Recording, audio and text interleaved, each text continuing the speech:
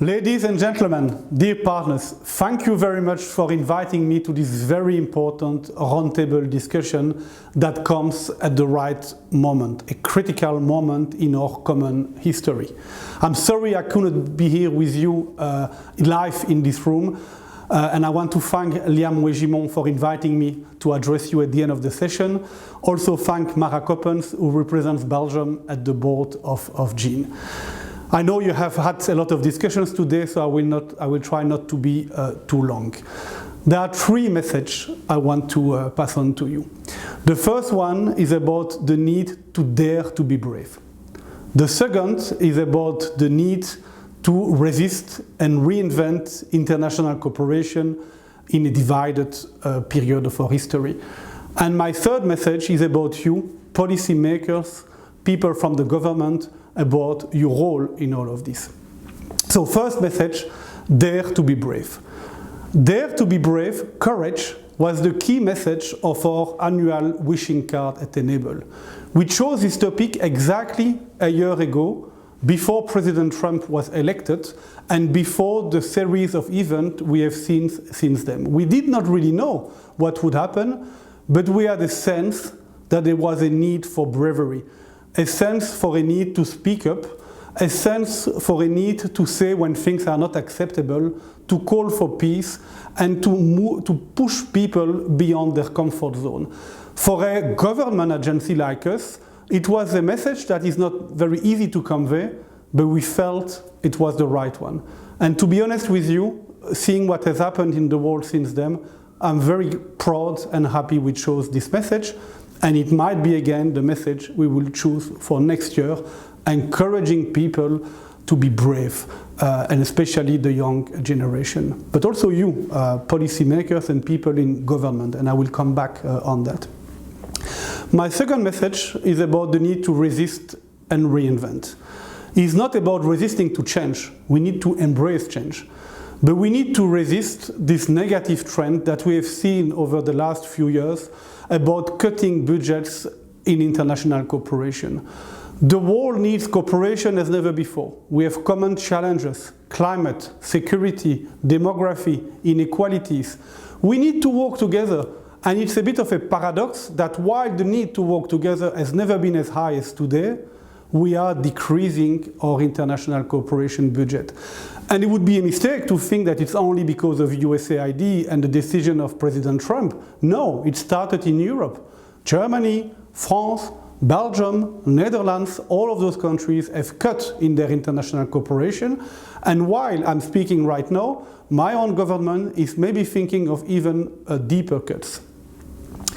So we need to resist that negative trend, and we need to come with a narrative that speaks to our people and to the policymakers. And that comes the reinvent aspect. Because we have to acknowledge that over the last years, we have lost public support. Sometimes I say to my team, we speak too much to ourselves. We go to meetings, international gatherings, where it's only people from our sector in the room, and we convince each other that we are right. No, we need to speak to those who are not convinced.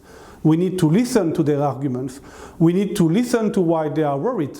And we need to come with a narrative that speaks. And I think the narrative of common challenges instead of global inequalities or global north and global south, I think that doesn't speak anymore. We should speak about the people themselves and to tell them that investing in international cooperation is good for us here in Europe, as it is good for people in Africa and the rest of the world. We don't do that enough.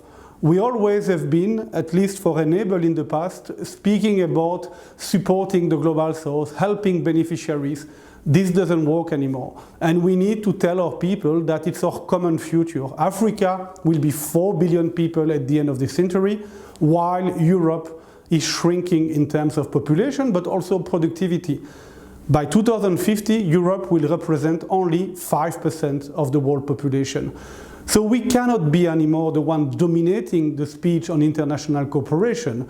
We need to open up to new partners, non-usual partners, maybe partners who don't share the same vision, but at least we need to create alliances with them to recreate a new narrative that speaks to the most people. That's the only way we can secure a role in the future. So while I say we need to resist the budget cut, it's not resisting change, it's embracing change and come with a narrative that is more accepted by the people. Currently in the European Parliament, there is no political gain in increasing development cooperation budget, nor there is political loss in cutting it.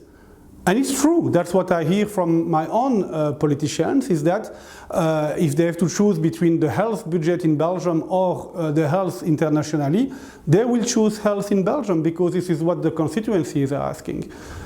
So we need to speak to the constituencies, to the people here in the street and explaining why it matters for them as well. And for too long I think we forgot about that. And we spoke a language that was too technical or theoretical that is maybe not understood. I have myself 3 children, 20, 17 and 10 years old, so different ages.